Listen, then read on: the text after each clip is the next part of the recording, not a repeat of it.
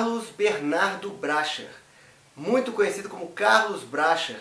Seja muito bem-vindo, Carlos, ao projeto Reinflexões. É uma alegria muito grande receber você aqui para ouvir a sua história.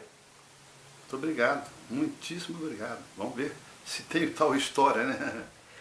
Tem muita história. Vamos começar logo porque a gente precisa contar e é muita história. Imagina, obrigado. A história começa no dia 19 de dezembro de 1940, em Juiz de Fora, Minas Gerais. Por que em Juiz de Fora, Carlos? É interessante esse fato, porque, na verdade, eu sou o filho caçula de uma família de 5 e meus 4 primeiros irmãos são todos de Belo Horizonte. Então, neste ínterim, do 4º filho para o 5º, que sou eu, meus pais mudaram-se para Juiz de Fora, onde meu pai foi contratado para trabalhar num curtume como engenheiro químico. E então ele foi para lá com o papai, mamãe e esses 4 filhos, e onde eu vim a nascer. E seu pai, então, era engenheiro químico e conheceu sua mãe era de Diamantina. Como é que eles se conheceram? Foi em Belo Horizonte? Interessante isso. Minha mãe era nascida em Diamantina e meu pai nascido em São Paulo, na cidade de São Paulo. Meu pai foi para Belo Horizonte aos 17 anos. Minha mãe não sei com que idade, mas também, certamente na juventude, e onde lá em Belo Horizonte se encontraram e casaram-se e começaram a ter os seus primeiros filhos. Então, Belo Horizonte foi uma cidade de chegada de cada um desses, né, o meu pai e de minha mãe, e a cidade também muito importante da minha vida, porque todo o meu ambiente familiar, digamos, meus tios, todos, parte do meu pai, foram se instalar em Belo Horizonte, parte de minha mãe também. Então Belo Horizonte veio a ser também uma cidade muito importante na nossa existência. E aí então, pronto, nasceu, começou a crescer ali em Juiz de Fora, sua infância, num bairro fabril, não era? Tinha muitas fábricas. Isso. Era um bairro de muitas fábricas, e de tantas fábricas que tinha o nome de fábrica. Não sei, na verdade, nunca se fábrica ou fábrica, nunca soube, mas enfim, era um bairro com essa notoriedade de fábricas, muitas delas, inclusive eram fábricas têxteis, e fábrica, por exemplo, a José Vaz, que era uma grande fábrica, uma cervejaria muito célebre, durou mais de 100 anos, e também esse Curtume Cranbeck, onde nós morávamos praticamente em frente. O sonho profundo do meu pai era ser compositor e pianista. Ele era um homem muito dotado de talentos musicais, e depois casou com minha mãe, que também era pianista e cantora também. Então, há esse lado na família, que já começa aí entre papai e mamãe, esse lado artístico, que é muito importante, porque cujo lado artístico vai se ensejar muito na nossa própria família, seus 5 filhos. Seus tios também te influenciaram muito. E né? também os meus tios, meus grandes tios maravilhosos, emblemáticos, grandes tios, queridos tios, e todos artistas, né? Uma coisa interessante. Você pega o tio Frederico, ele era pintor acadêmico, e violinista, e luthier também, era luthier, e professor a vida inteira de pintura e música. Então essa sua infância começou assim, cercada de gente de arte já, né? Isso o tempo todo. Pintores, músicos. Pintor e música. A minha tia Eugênia era professora do Conservatório Estadual de Belo Horizonte, a tia Eugênia, que é a mãe da Lotes Lobo, né? A Lotes Lobo, que é uma grande artista plástica também e tal. Então, a tia Eugênia, depois tinha a tia Elvira, que ela era atriz e cantora. Atriz da TV Itacolomi, chamava-se Léa Delba, é uma coisa importante, a Léa Delba é uma grande atriz, realmente muito grande mesmo. Enfim, então esse conjunto de pessoas da minha família foram as minhas grandes matrizes. Né? Então, não dá nem para a gente perguntar direito qual foi o primeiro contato seu com as artes, porque você sempre viveu nesse ambiente artístico. Isso é fantástico, isso. Desde criança, das primeiras vozes que eu venho a ouvir na minha infância mais profunda, mais lá do início, do ponto zero, essa palavra arte, arte. Mas o primeiro contato seu com a pintura, como foi? aliás, foi curiosamente pela figura provavelmente do Rodin, do escultor Rodin, que foi a pedra de toque. Quando eu vi Rodin, eu tinha 14 anos, falei, gente, eu acho que eu tenho que fazer esse negócio, tal de escultura. E aí eu comecei, aliás, antes do que a pintura, curiosíssima mesmo, eu comecei fazendo escultura, meus 13, 14 anos, e vendo as esculturas do meu tio, que ele fazia muito bem, ele era também escultor, mas a figura do Rodin aqui, ela se avulta em mim, na minha alma, na minha juventude, como uma coisa muito fragorosa, muito insidiosa, e eu jamais deixei, portanto, de fazer arte desde então, 13, 14 anos. E vem também aí agora a questão de uma coisa, um momento importante, que é da Sociedade de Belas Artes Antônio Parreiras. Aí eu já tinha meus 17 anos, fui levado pelo meu irmão Décio, meu querido irmão Décio, que é o nosso irmão mais velho, e que ele já frequentava Antônio Parreiras. Mas eu quero dizer, muito importante na minha vida, muito importante, é a figura da minha irmã Nívia. A Nívia de 7, 8, 9, 10 anos, desenhava. Ganhou o prêmio nacional da revista Gibi. Nacional, ela tinha 7, 8 anos, prêmio nacional ela ganhou. Então, a Nívia tinha muita evidência e muita força na arte. Então a Nívia, e pelo fato de eu ter uma idade muito próxima dela, eu fui ficando muito junto com ela, eu fui me mirando muito nela, na figura dela. Bom, e vamos juntos, aí na época da Antônio Parreiras, Sociedade Antônio Parreiras, que eu tinha 16, 17 anos, ela 17, 18, e nós vamos juntos para Antônio Parreiras, junto com o Décio. O Décio é que é o nosso primogênito, que nos leva a Nívia e leva a mim, vamos ali na Antônio Parreiras, onde era um pequeno lugar. E aí eu começo a fazer escultura e pouco após a pintura também. Pouco depois eu começo a pintar. Eu fazia então meio concomitantemente escultura e pintura. Tanto é que no Salão Nacional de Belas Artes eu ganhei um prêmio em bronze, medalha de bronze em escultura. Mas o fato que então, essa Antônio Parreiras, aí sim, aí é um grande momento que a gente começa a conhecer outros colegas, outras pessoas amantes das artes. Aí forma-se ali um grupo de queridos amigos, era uma irmandade de pessoas queridíssimas, pessoas maravilhosas. E era uma estrutura gigantesca, um negócio colossal, como é que era isso? É a maior pobreza possível. Agora era um pequeno salãozinho de 4x4, uma coisa assim, um salãozinho pequeno, que outrora havia sido uma escola de Belas Artes. Outrora, isso há 30 anos, 40 anos, havia sido uma escola com professor. Na nossa época não havia mais professor, não tinha nada. Era assim, era um local onde existiam lá uns 6, 7 cavalhetes, pintura, uma coisa mais simples possível, uns 3 ou 4 modelos de gesso, uns 10, 12 livros de arte, tudo em preto e branco. Mas saiu muita gente boa dessa sociedade, não saiu? Aí é que é uma coisa muito fantástica. Este local, esse pequeníssimo local, de 4x4, 4x5, não era mais do que isso, deu ao país 4 prêmios de viagem estrangeira, uma coisa importantíssima, que era o maior prêmio de arte do Brasil. São os 4, quer dizer, o Edson Mota, o Jaime Aguiar, o Inimar e eu. Inimar de Paulo e eu, somos exatamente os 4 de lá. Uma outra coisa muito importante que se sucedeu na minha vida foi quando eu vim conhecer as cidades mineiras do Ciclo do Ouro. E que isso foi uma coisa muito importante. Foi em 63, 1960, a Nívia, minha irmã, e eu fomos para São João del Rei, onde ficamos 3 meses, alugamos uma casa, sem um móvel, não tinha nada. Compramos 2 colchõezinhos assim, e um fogareiro. Lá nós fazíamos as coisinhas, umas comidinhas e tal, tudo a mais singeleza possível, mas trabalhar ali nós começamos a entrar no mundo, nesse grande mundo histórico e imenso e vastíssimo das nossas velhas minas, insondáveis e oníricas e mágicas, essa magicidade que há nesse grande mundo do século XVIII. Então começamos ali, a Nívia e eu, vendo São João del Rei pintando pelas ruas e tal. Depois ficamos um mês depois em Tiradentes, na sequência, e isso em 63. E em 64, a Nívia e eu viemos para Ouro Preto. Aqui é uma parada é uma grande um grande impacto na minha vida.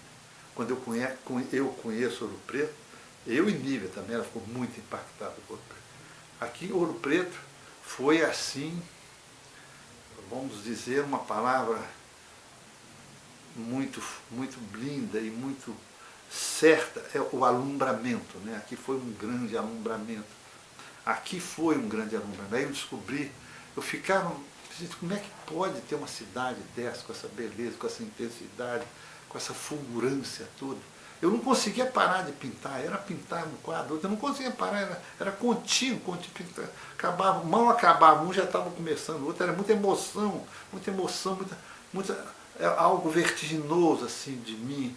E eu com a Nívia, que é uma querida pessoa na minha vida, isso também é um outro lastro importante. Então, é um grande momento e que me marca muito, e que, então, aí, dessas frequentes viagens a Ouro Preto, até que eu venho ganhar o prêmio de viagem, que é em 67, e aí é um outro grande momento da minha vida, que então eu vou para a Europa e tal. E esse é um grande momento de virada também. Essa é uma grande virada da minha vida. O prêmio corresponde, primeiro, quer dizer, obter esse prêmio, uma coisa muito rara, muito pouca gente obteve isso, como o Iberê obteve, o Gershman obteve, o Panseto já havia dito, era um prêmio só por ano. Tinha 500, 600 artistas do Brasil inteiro. Mas tinha um só que ganhava um tal prêmio, era muito difícil. Então, estar na Europa é tudo isso, é museus e lugares e paisagens e mitos, frequentar mitos e vê-los de perto e tal. Isso é um choque. E começou a te influenciar também claro, aí se vai mudando, porque tanto seja o artista e tanto seja o artista, ou seja uma pessoa, ou seja um artista, nós somos um cadinho de coisas o tempo inteiro, de incidências, de vibrações, de conhecimento, certo? De energias. Então, na Europa, aquela coisa toda, Europa. E aqui um choque maravilhoso, um choque de essências de inundamentos, e de brilhos, e de tudo. A Europa é isso. Então, ali eu começo curiosissimamente a começar a fazer uma pintura um pouco ligada aos azuis. Isso que eu percebi. Isso fica bem nítido quando a gente analisa as suas obras. Exatamente. Que as paisagens de Ouro Preto que você falou logo agora, há pouco, elas começam a tomar uma tonalidade azul. E logo, a maioria das pinturas se torna mais azul. Isso é uma coisa, nunca entendi isso, porque no fundo tudo é muito empírico, evidentemente. Não houve um determinismo para isso, mas houve uma resultante natural. Então eu fui caminhando para uma pintura monocromática e do azul. São gradações do azul, quer dizer, fragmentações do azul, quer dizer, o azul foi se tornando o cintilamento do azul como o grande acontecimento. Eu me lembro da Catedral de Chartres, por exemplo, que eu fiz vários quadros, era tudo em azul. E tanto é que quando eu volto da Europa, eu venho com esses azuis, nas montanhas de Minas, aqui, essa é a primeira fase. Eu volto nas montanhas azuladas, azuis. Quando você volta, é 1970, dezembro de 1970. Final de 70, exatamente. E aí eu venho para o Ouro Preto. E esse azul começa a tomar conta das paisagens de Minas também. Exatamente. Tudo aí. É engraçado, porque aí é interessante que não é só a paisagem, não, tudo. Eu ia pintar uma pessoa em azul, uma flor, por exemplo, em azul. Tudo estava azulado, assim, entendeu? Eu pintei o retrato, por exemplo, por exemplo, me lembro, do Afonso Ágora, por exemplo, está todo azul, é todo em azul, assim. Então agora nós temos dois assuntos aí. Você já deu a dica.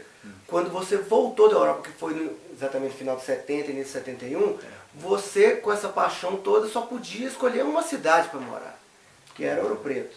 Ali você se estabelece definitivamente em Ouro Preto, e já começa há uma produção de retratos também, que é Exatamente. outra grande linha de obras que você tem, são os retratos, não é isso? Exatamente. Aí é verdade. Eu começo aliado à paisagem de Ouro Preto e tal, tudo isso dos azuis. Então, começo a fazer.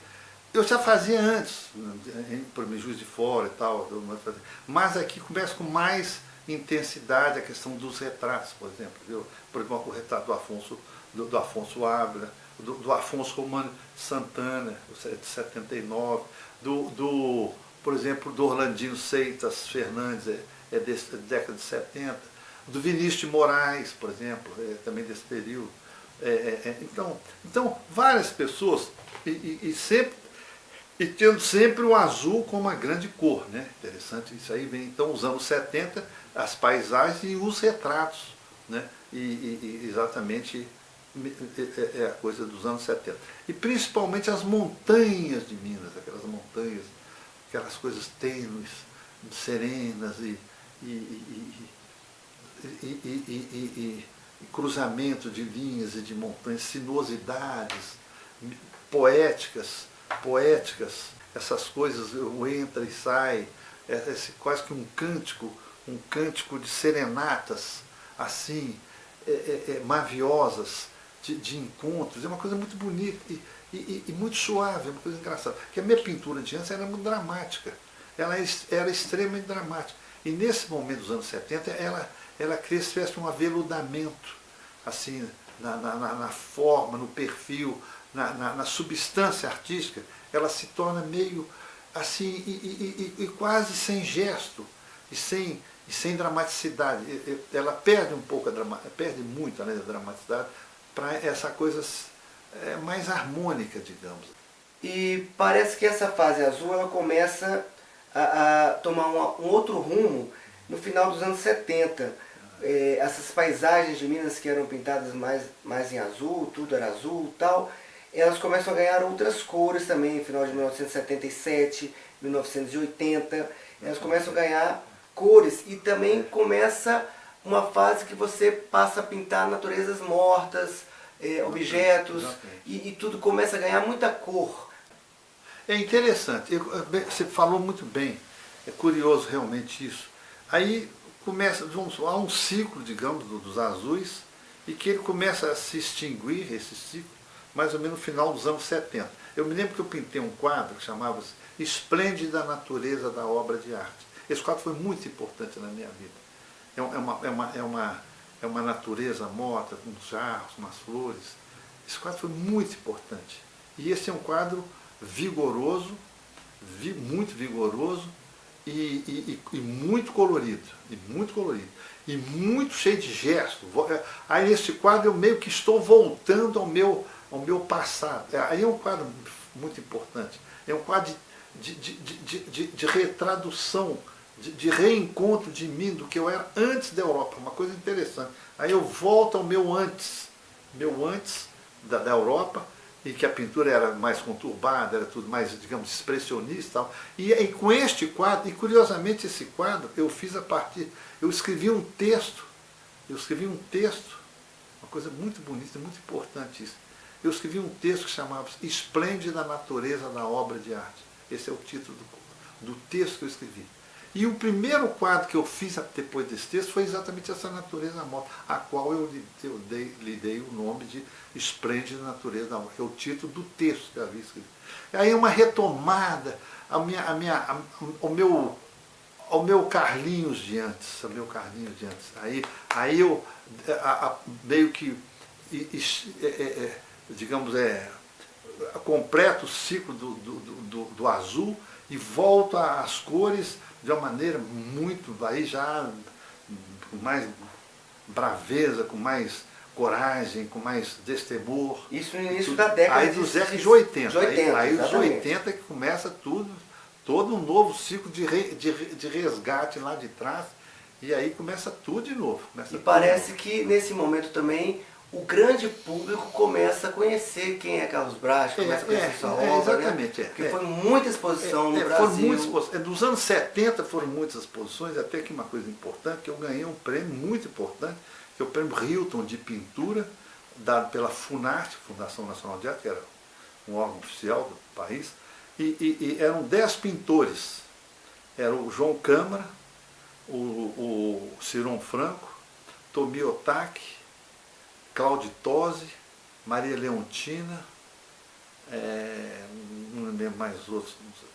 Eu estava no meio, eram 10 artistas, era um prêmio muito importante, e eu ganhei esse prêmio em 1980, esse prêmio. Então, um prêmio realmente importante, e dado a 10 artistas. Então, premiando a década de 70.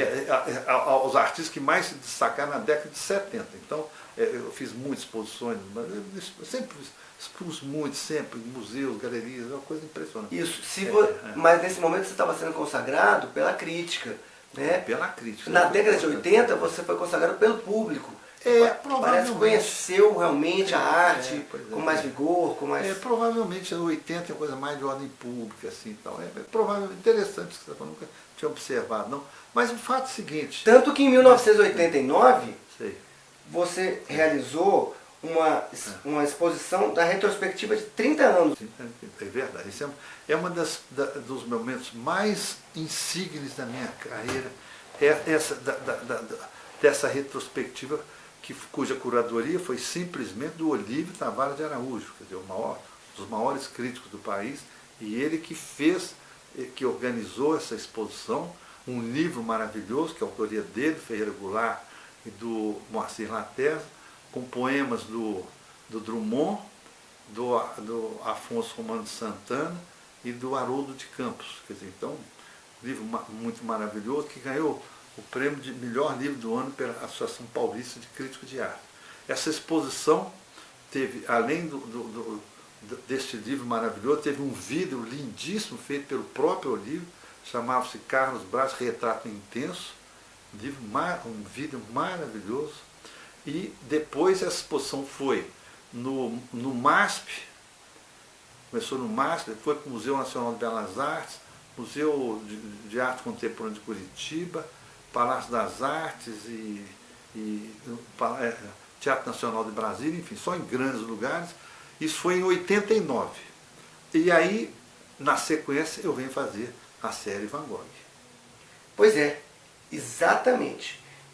Depois dessa retrospectiva, em 1990, você teve um clique, uma inspiração, alguma coisa que te levou a criar uma série sobre Van Gogh. Fala pra gente sobre isso aí. Pois é, essa é a minha primeira série, assim, de uma coisa, de um tema único e tal. Eu fiz 100 quadros, uma centena de quadros de Van Gogh, sobre Van Gogh. Quer dizer, na verdade, Van Gogh foi meu grande ídolo, uma figura maior em mim, sob todos os sentidos. Tal. O Van Gogh é meu, sabe? O fato é o seguinte, que o Van Gogh, então, eu quis sempre fazer alguma coisa sobre o Van Gogh, até que então, coincidindo com o centenário de morte dele, que ele morreu em 1890, portanto em 1990, 100 anos depois, eu vinha fazer esse tributo de amor, de grande sentido a ele, como meu tributo a ele, aos pés dele, do tanto que eu devo a ele. Aí eu fiz 100 quadros para ele. Aí eu fui às terras, aos últimos lugares que ele viu na vida, que são a cidade de Arles, são as cidades de Arles, na França, Saint-Rémy e de Auvers-sur-Oise. E essa série sobre Van Gogh, são 100 quadros, ela foi exposta em diversos museus do mundo inteiro, te dando uma exposição muito grande no mundo todo. Isso foi fantástico, isso aí foi realmente... Foi uma coisa impressionante. E foi incorrente, todo mundo foi vendo, falando da exposição, nesses quadros, não sei o quê, aí foi para a Europa, só em grandes lugares, etc. Inclusive no próprio Museu d'Aubigny, que é na cidade de Auvers-sur-Oise, onde morreu, e ele está enterrado, inclusive, junto com o Theo, em Auvers. Até no Museu d'Aubigny, de Auvers-sur-Oise, foi em Londres, na Holanda, depois foi para a China, foi para o Japão, Na China foi simplesmente dentro do Palácio Imperial da China. Isso, esse detalhe é importante ressaltar, porque foi logo no momento que a China estava se abrindo ali. Exatamente. E você foi convidado para fazer a primeira exposição de um artista não chinês.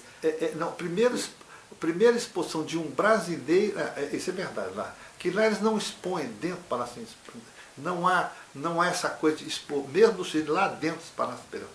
Não há essa questão. Mas isso foi uma coisa meio de momento histórico. Assim. A China, em 93, ela estava começando a se abrir para o Ocidente. Então a China, por acaso, algum embaixador, algum diplomata chinês viu a exposição na Europa, entrou em contato com o Itamaraty entrou em contato comigo, e aí falou, ó, a China está querendo levar a sua exposição lá para... Tá bom, vamos embora, que seja a China. Só que eu não sabia que como era uma exposição oficial e tinha essa coisa de se abrir para o Ocidente, eles colocaram a exposição simplesmente dentro do Palácio Imperial da Cidade Proibida, que é o lugar mais importante, é a cidade dos imperadores. Então foi dentro desse palácio. E curiosissimamente, que o crítico de arte, o que faz a apresentação, era o vice-ministro da cultura da China. E ele escreve em chinês, em mandarim, uma coisa bonita, com a própria letra dele, está no catálogo, em mandarim, ele escrevendo: o artista brasileiro Carlos Bracher fez a ponte cultural entre o Ocidente e o Oriente. Interessante essa questão, ele não fala entre Brasil e China, entre o Ocidente e o Oriente. Esse povo tem uma dimensão muito assim, civilizatória das coisas, dos tempos. Né? Mas eu digo assim, foi uma coisa muito linda e de verdade, uma coisa de um tremendo amor e que eu fiz ao nosso querido Van Gogh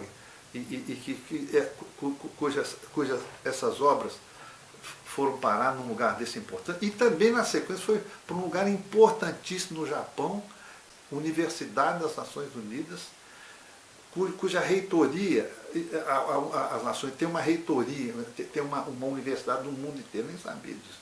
Unidades em vários lugares, no Canadá, na China, não sei o quê. E a reitoria dessa universidade, da Unesco, é no Japão, em Tóquio. E foi feito dentro deste prédio. E o príncipe do Japão foi na exposição. Olha, interessante isso. Quem apresentou essa exposição no catálogo, o diretor do Museu de Arte Moderna de Tóquio, está lá. O diretor do Arte Moderna. Impressionante. Isso tudo fruto desse negócio de Van Gogh, essa confusão toda. Então foi realmente a minha grande exposição a nível internacional, foi essa. Isso em 1990. Isso foi de 90 a 93, essa exposição. Isso. Então esse ciclo do Van Gogh, que foi de 1990 até 93, foi tremendo, foi riquíssimo, mas antes mesmo dele encerrar, você já iniciou uma outra série, que era a série do Ouro ao Aço, que também ficou conhecida como as Catedrais Siderúrgicas. Exatamente. Interessante isso aí. Porque, na verdade, aí a exposição foi acontecendo e eu ia nas exposições, eu fui em todas elas. Eu ia e voltava, ia só para a inauguração. E aí, concomitantemente, dentro do espaço dela, rodando no Europa, eu começo aqui a fazer um desdobramento dessa coisa, dessa minha paixão por toda essa região nossa aqui de Minas. Eu venho a fazer as siderúrgicas, a pintar as siderúrgicas aqui. Né? Então, o que o Ângelo Oswaldo, num texto, aliás, muito bonito, ele chama das Catedrais Siderúrgicas. Uma grande série da minha vida. E ela foi pouco depois, ela se segue muito no contexto da emoção da pintura, na força da pintura, na pincelada, ela segue muito a própria série Van Gogh. A gente percebe isso nos quadros. É muito interligada. É praticamente uma coisa só. Começou no Van Gogh e que se estende na questão da siderurgia. Parece que o estilo que foi usado no Van Gogh também foi usado para esse novo tema. Né? Foi a mesma coisa. Porque é um momento, você está naquele momento, como eu estava na época azul, outrora, era tudo azul. Aqui é um momento, quer dizer, um momento Van Goghiano, meu, e que passou para a siderurgia, que também foi uma coisa, realmente uma grande série minha, né? Essa, então, portanto, das catedrais siderúrgicas. Né? E aí continua a produção, vários e vários quadros, exposições no Brasil inteiro, no mundo todo, muitos e muitos anos de produção, até que em 2007 vem uma outra série, a série de Brasília. Parece que você percorreu tanto mundo, e aí resolveu voltar para a capital do país, voltar o seu olhar para Brasília. Exatamente, que Brasília é também uma outra paixão, uma coisa interessantíssima. Paixão, outra paixão linda é Brasília. Como eu gosto de Brasília, porque eu gosto muito do Juscelino. Você lembra? Como eu tenho um lado do Van Gogh em mim, eu tenho um outro lado que é o Juscelino, é uma coisa interessante. O Juscelino, como era um homem muito culto, e ele introduzia essa coisa da cultura e da arte, disseminava isso, era o disco dele, era isso, cultura e arte para todo mundo, algo assim. Então isso sempre achei muito lindo isso no Juscelino, né? Esse homem fantástico, não é só um cara que fazia estradas, né? Ele tinha essa preocupação com o homem, com a arte, com a cultura, você tá entendendo? Aí tudo, aí pinto aquela cidade toda, as esplanadas, a esplanada, os ministérios, as avenidas, os viadutos, os céus de Brasília, a catedral e os ministérios e o lago, tal, enfim, Paranoá, enfim. Aí eu fiz 70 e tantos quadros em Brasília, fiz 66 quadros e umas 20 e tantas aquarelas. Então, Carlos, todo esse trabalho, toda essa dinâmica, toda essa expressividade foi reconhecida em 2010, quando você se tornou doutor honoris causa pela Universidade Federal de Ouro Preto. É só você e o Milton Nascimento que tem esse título, não é isso? É uma coisa que me honra muito. Fico muito orgulhoso dessa universidade ter dado esse título, que fiquei sabendo que somente foi dada a 2 pessoas, né? O Milton Nascimento. Então é uma coisa rara e, enfim, eu fico muito feliz com isso. Nunca podia imaginar isso. Eu nem fiz curso superior, não tem curso superior, tem curso médio. E ter tido essa honraria na minha vida, né? Muito obrigado à Universidade de Ouro Preto. Muito obrigado, muito obrigado. E em 2012 você desenvolve uma outra série, a série sobre a Petrobras, na qual você pintava as refinarias da Petrobras. Exatamente. De onde veio essa inspiração? Será que foi lá da infância, quando você morava lá no bairro das Fábricas? Pois é, talvez, seguramente sim. Porque o fato de meu pai ser engenheiro químico, e ele trabalhou não só nesse curtume, depois na José Vaz, na fábrica José Vaz, depois teve outras fábricas, produções de coisas químicas lá, nem sei o nome, umas 2 ou 3, depois também teve a Louçart. Então, esse mundo fabril é um mundo muito próximo. Eu fui operário de fábrica, trabalhei na Louçart. Então, esse mundo da fábrica é um mundo muito bonito. Então, por exemplo, essa questão da Petrobras, eu que quis fazer. Não foi a Petrobras que me encomendou, não foi a Petrobras. Eu que um dia cheguei lá, falei, eu gostaria de pintar isso aí, eu queria pintar aquelas plataformas no mar, aquele negócio. Realizar um trabalho maravilhoso, uma coisa linda, quase imenso, gigantesco, uma coisa maravilhosa, e aquarelas lindas também. Então foi um momento maravilhoso e que foi proposta minha, não foi uma encomenda da Petrobras. E da mesma forma, eu quero dizer que a Fábrica Siderúrgica foi feita por mim, não foi encomenda de nenhuma indústria, não. Entendeu? Eu que fiz na minha vontade, meu desejo artístico, digamos. Ok, então 2012 a série Petrobras. Sim. E em 2014, 2 anos depois, você faz o tributo a Aleijadinho. Provavelmente por causa da comemoração da data de Aleijadinho. Exatamente. Né? Da mesma maneira que eu fiz esse tributo ao Van Gogh dos seus 100 anos de morte, aí eu venho a fazer dos 200 anos de morte do Aleijadinho, que foi exatamente, ele morreu em 1814, portanto em 2014 eu venha fazer essa série sobre ele. E durante todo esse tempo, em alguns momentos você pintava alguns retratos também, não é isso? E sempre fazendo outras coisas, quer dizer, as outras coisas, fazendo a série, mas também pintando retratos. Por exemplo, em 90, nós estamos 90, em 1996 eu fiz 12 retratos em Porto Alegre, importantíssimos, esses 12 retratos em Porto Alegre. Conta pra gente aí, retratos de quem que você já pintou, por exemplo? Bom, pintei, então lá, Vinícius Moraes, Jorge Amado, Oscar Niemeyer,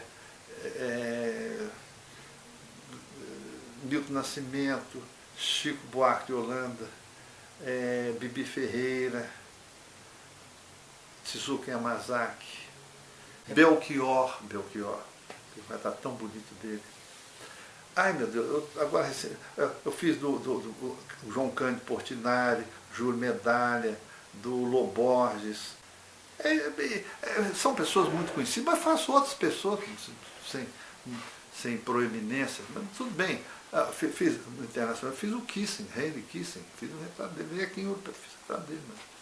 Maravilha, então isso tudo aconteceu ao mesmo tempo, essa coisa toda. Agora, desse tempo para cá, a produção continua. E os novos projetos? Tem novos projetos? Tem novas novidades? Sempre tem. A gente está sempre inventando alguma moda aí e tal. Eu acho que a gente tem que pintar, quer dizer, o destino da gente, de um pintor, é pintar. Maravilha, Carlos. Essa história é uma história fantástica, uma história realmente inspiradora. Eu queria que você deixasse uma mensagem para a pessoa que vai assistir esse vídeo. Acho o seguinte, que a vida inteira eu vi isso diante de mim e vejo o tempo todo isso. A maravilha que está em todo ser humano. Qualquer pessoa é uma majestade em si. Cada pessoa é uma majestade em si. Pobre, rico, preto, branco. Cada pessoa é uma unidade extraordinária de coisas, de tal, de sentimentos e tal, de paixões e tal. O fato é o seguinte, que a arte nada mais é do que fazer nascer esse outro lado do ser, do eu, daquela coisa que está dentro de cada um, repositado gloriosissimamente em cada pessoa. Então isto é que é a grande coisa, é potencializar esse eu adormecido que lá está em cada pessoa, em cada figura humana. Então é lindo isso, gente, é trabalharmos juntos, levarmos isso, potencializarmos isso e fazer isso renascer e crescer sempre em todos, aqui sejamos todos artistas, porque na verdade, o grande sentido da vida, é nos tornarmos artistas de nós próprios, dos nossos sentidos, nossos sentimentos, da nossa capacidade. Isso é que é lindo, e mostrar isso ao mundo, a todas as pessoas, a poesia que há em cada ser humano. Maravilha, Carlos. Muito obrigado pela sua participação no Reflexões. Sucesso sempre e Deus te abençoe. Amém.